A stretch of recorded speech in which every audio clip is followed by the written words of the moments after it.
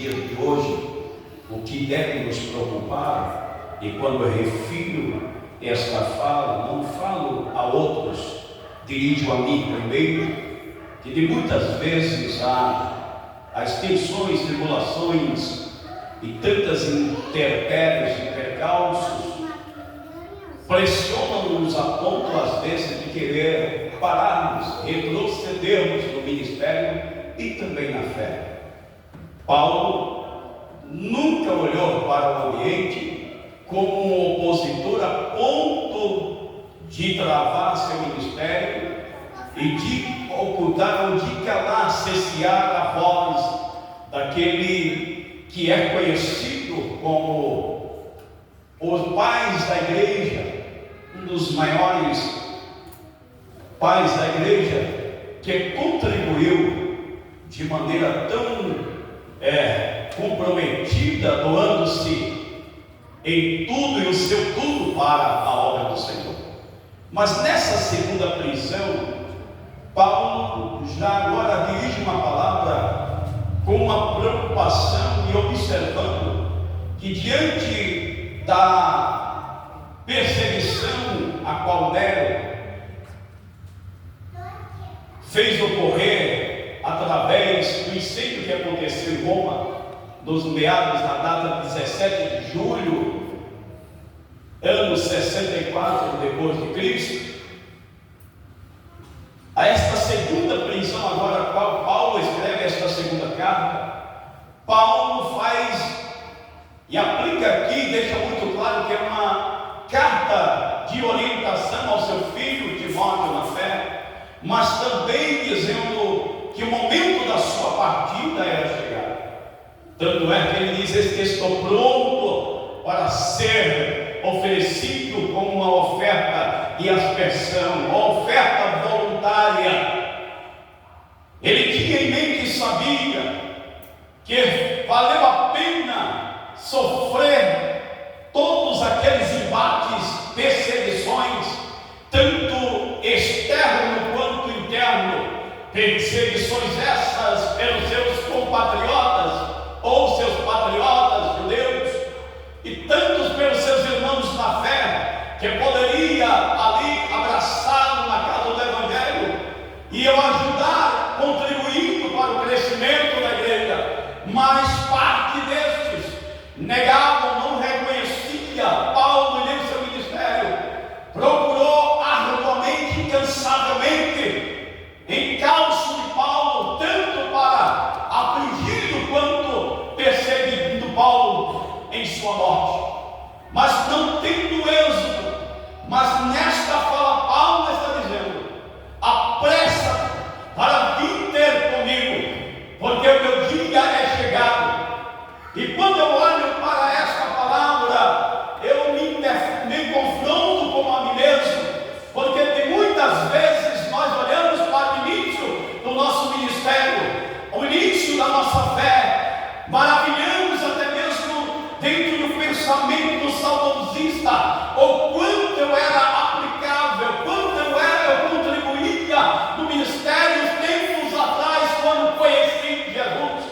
Mas nós estamos diante de um homem que ele fez no ano passado, fez com grandiosidade, com espírito voluntário, entregando-se com fidelidade e objetividade também, mas no dado presente a mesma força, a mesma alegria, a mesma certeza do que foi feito, e naquele momento nada mudou, Deus de Paulo, porque a preocupação deve operar a nossa vida, não está preocupado como foi, mas quando vai ser chegado o dia da nossa partida. Louvado seja o nome de Jesus. O importante não é só começar e nem chegar na metade, mas concluir a caminhada do Evangelho, porque nós não estamos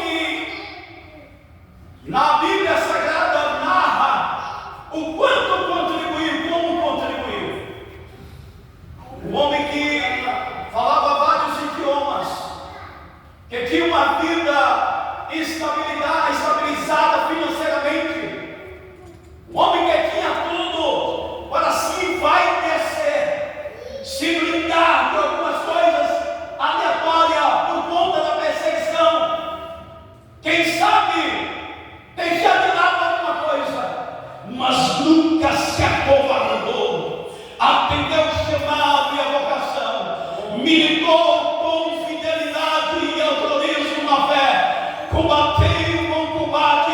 Ele está dizendo: olha, valeu a pena combater esse combate, porque tem combate, mas porque não vale a pena. Paulo soube da valor do combate que realmente tinha que depositar a sua vida, desgastar-se toda a sua força e por força daquilo que valia a pena, porque esta palavra que é pregada para nós, a história também ainda grita viva, poderosamente dizendo: um homem assim como eu, carne e osso, fez história no seu tempo, e Deus está me chamando: despertai-vos, porque ainda não chegou a hora, para que venhamos marcar no nosso tempo, marcar a igreja, marcar a história e deixar um bom legado. Louvado seja o nome de Jesus. Oh, aleluia! Quem é que não enche os olhos quando lê a história de Paulo? Agora, está disposto a pagar o mesmo preço? Está disposto a ser chicoteado 5 vezes menos uma, ou seja, 39 vezes menos uma? Que até parece, mas como 39 vezes menos uma? Porque havia aqueles algozes que queriam açoitar no réu. Ele não poderia dar mais de 40 chicoteadas. Então era preferível parar no 39, porque quem está batendo, se ele não está contando, e se está contando, certamente paira a dúvida: cheguei no 40 ou é 41? Porque se passasse das 40 de batata, ele era colocado no lugar daquele que estava sendo açoitado e seria açoitado. Se Paulo apenas não falasse uma palavra, ele abrisse a sua intimidade, o seu corpo, e revelasse as marcas que carregava no seu corpo, por si próprio, isso já nos faria sentir temor e tremor diante de Deus, como um homem que não só apenas a sua palavra, mas em vida pregava, e aquilo que fazia, coadunava, se andava na mesma direção desta verdade. Uma coisa é pregar bem, outra coisa é viver bem o que prega. Uma coisa é ser crente, outra coisa é ser crente a ponto de aceitar os açoites, não apenas se vitimizar, não apenas dizer o porquê, mas para quê. Quando muitas vezes nós dizemos ao Senhor: por que isso, Senhor? Por que aquilo, Senhor? Por que eu estou passando por isso, Senhor?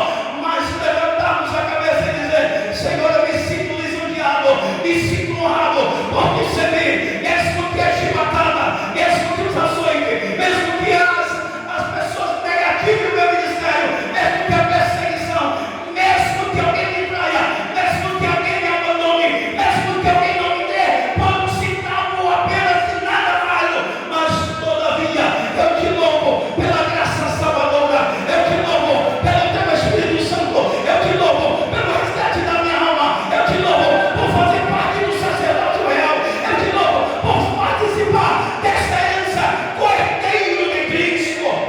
Isso já seria bom demais para nós militar no Evangelho com dignidade, cabeça erguida, mesmo com os olhos cheios de lágrimas, mesmo com as marcas na ferida, mesmo com o coração rasgado, mas dizendo: por ti que me deu seu tudo, que morreu na cruz do Calvário, quando eu era um cachaceiro, quando eu era apenas um drogado, como eu era perdido, mas o Senhor me amou primeiro. A sociedade me abandonou, mas o Senhor me amou, me tirou das podridões, me tirou das trevas para a maravilhosa luz e nos enriqueceu com toda sorte de bênção. Aleluia!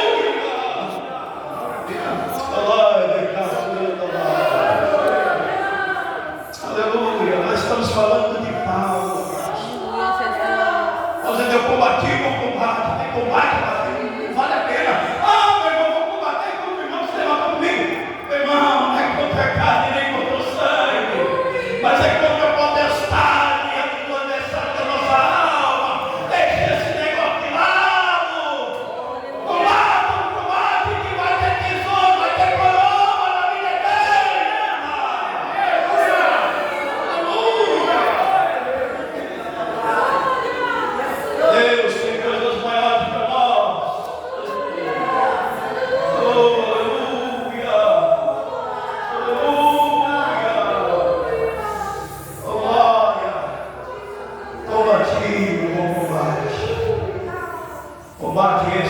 vinha de todos os lados, todos os lados, falsas doutrinas, heresias, lobos querendo tragar as ovelhas, e Paulo ferrenhamente lutando com o último suspiro da alma. Agora ele faz uma análise, porque isso é o que Paulo faz. Paulo faz uma avaliação, uma reavaliação. Ele observa a sua vida no todo, se valeu a pena, e agora com alegria, com os olhos não caídos, mas com os olhos cheios de alegria, vivo, certo de que valeu a pena. Ele diz: combati o bom combate, acabei a carreira.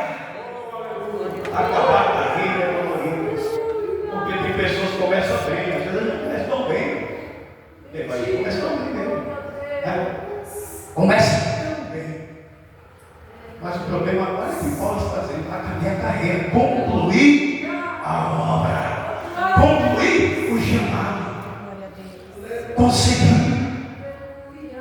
Não há nada gratificante, amados, de que você olhar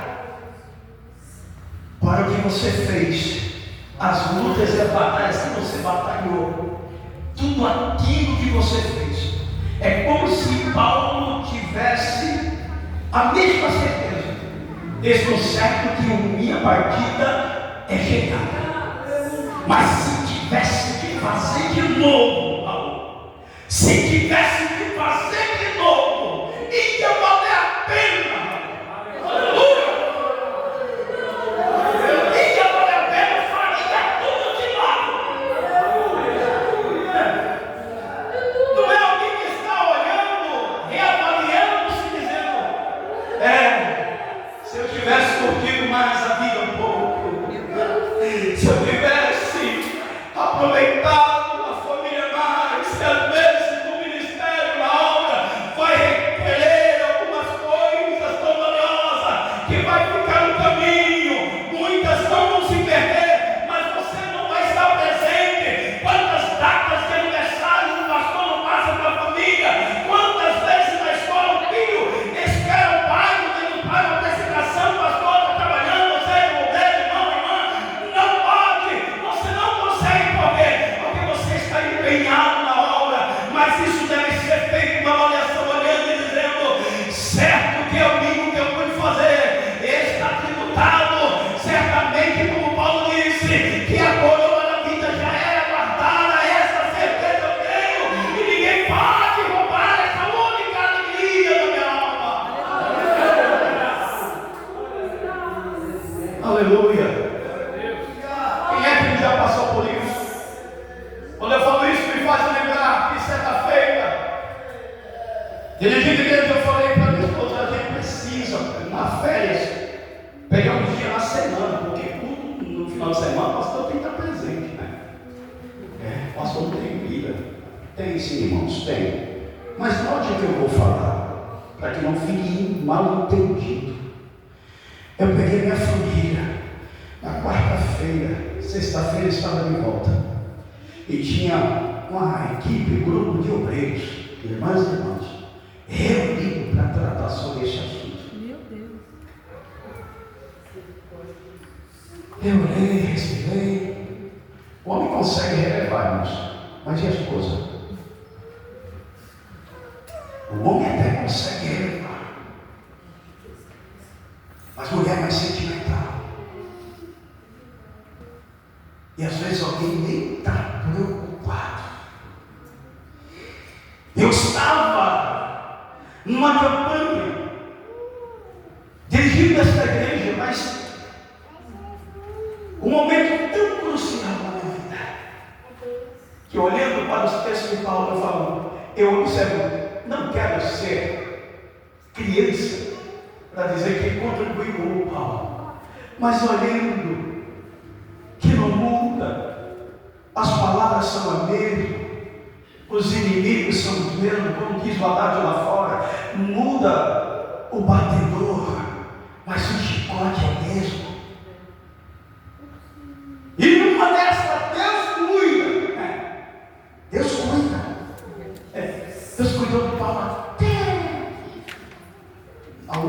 última instância, cronologicamente, as horas se passando. Ele não estava nem preocupado que sairia das masmorras ali, daquela prisão, já levaria o seu pescoço seco para que o algoz ali desse paz. Mas eu estando, pastor, já falei isso, confidenciei ao Senhor. Em um momento tão crucial, tão difícil, como se a minha alma quisesse abandonar o corpo. Trabalho, exaustivo, liderança, pressão, a igreja, a obra. E é o momento que mais você tem pessoas, mas quando você mais precisa estar só. Foi o momento que eu sentei na cadeira na sede. No meu entendimento, minha mente falou, acredito que talvez falou alto, mas não. Senhor, refrigera um pouco a minha alma. Aleluia, Jesus. Eu estava escondendo da minha esposa anos de ataques eminentes, presta um infarto. E quando o pregador estava pregando, ele me entregava o microfone ao pastor e disse: meu Deus, como eu posso entregar o microfone? Se alguém pedir um pouquinho de refrigério na alma, Aleluia! Jesus olhou para mim e disse: meu filho, só um pouquinho de refrigério na alma. Eu olhei para ele e não falei, pensei, para mim só isso já bastava na ordinária. Mas ele disse: olha o quanto Deus é bom com a tua vida. Agora mesmo Deus está desentupindo as veias que você teria o infarto enganando de tanto de todos. Meu Deus, Aleluia! aleluia! Deus cuida! Glória a Deus! Ele é fiel, vale a pena. E ali eu me alegrei no Senhor, é bom demais. Mas aí ele completou: porém tem uma coisa. Eu falei: Jesus. Eu falei: só tem que ter uma condição, né? Porém tem uma coisa. Abra as suas duas mãos, você vai precisar contar nos seus 8 dias. No 8º dia você vai entrar no hospital como morto, mas eu vou estar lá. Irmãos, receber uma notícia como essa, a princípio parece preocupá-los. Mas quando ele falou: o Senhor estará contigo lá. Raul, eu fui trabalhar a semana toda, esqueci isso aí.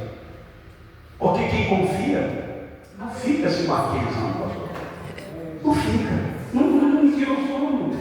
Então eu nem me apercebi. E no 8º dia chegou. Era na igreja Campanha, uma sexta-feira. Era vigília, lá em Cumbica, na sede Cumbica. E eu estava certo, eu chegaria do trabalho, estava trabalhando ainda de dia. E me arrumaria e iria ao trabalho. Só que quando eu cheguei em casa, eu estava com um calor ensurdecedor.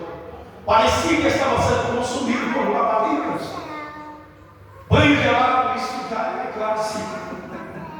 Eu já tomo banho gelado em todas as estações do ano. Não tem frio nem quente, eu tomo banho gelado por natureza, eu gosto do banho gelado.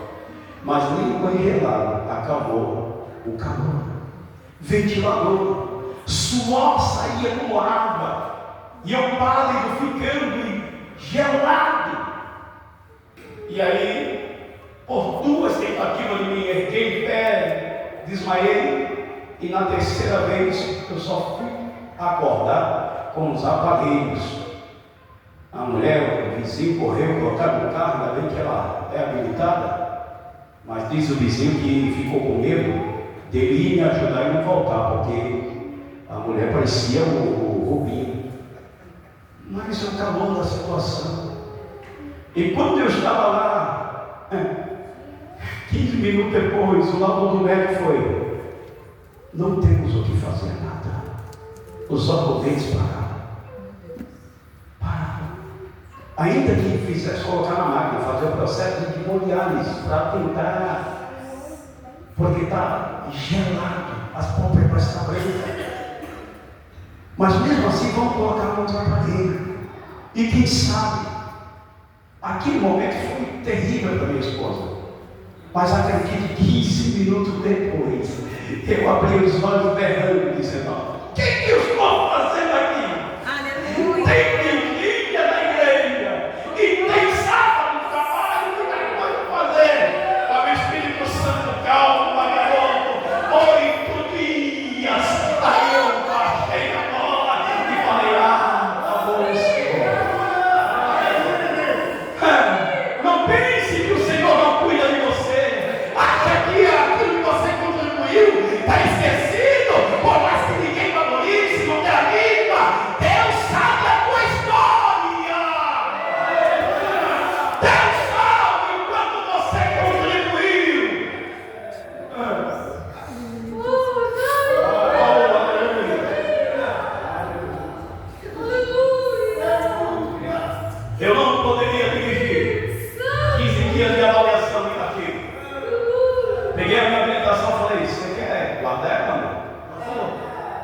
confiar que você não vai pegar o volante? Eu vou tentar. Santa Ceia. Chegou o sábado, Santa Ceia, minha esposa, trabalhando, chegou em cima da hora e falou: se prepara, macho, que estou atrasado e hoje foi caos, hoje já estava daquele jeito agitadíssimo, como se não tivesse os mares para lutar, e ainda está com um velhote meio combalido, dependente.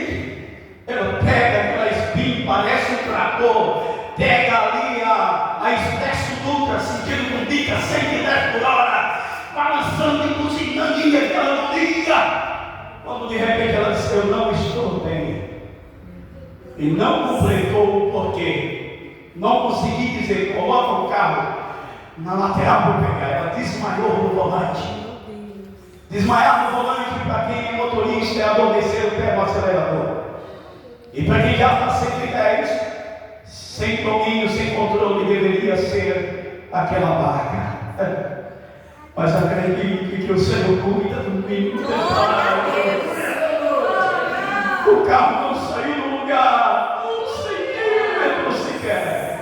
Eu tirei minha esposa do volante, assumi e fui direto para o hospital no centro de Guarulhos, ligando aqui para o pastor dizendo: não vamos conseguir estar na sede, ore por nós. A minha esposa desmaiou e eu estou levando ela no médico.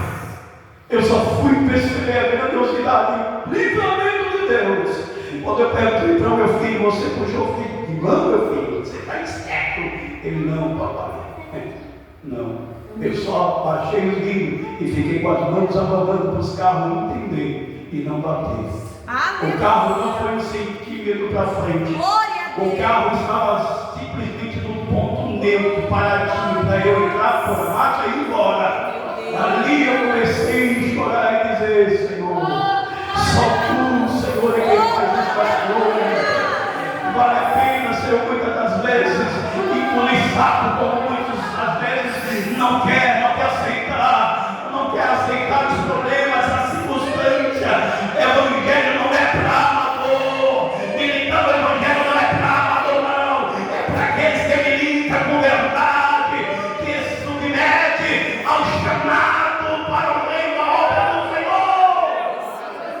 Por isso que ele fala para a linha de voto: tenha atitude de voto como bom soldado deve ter.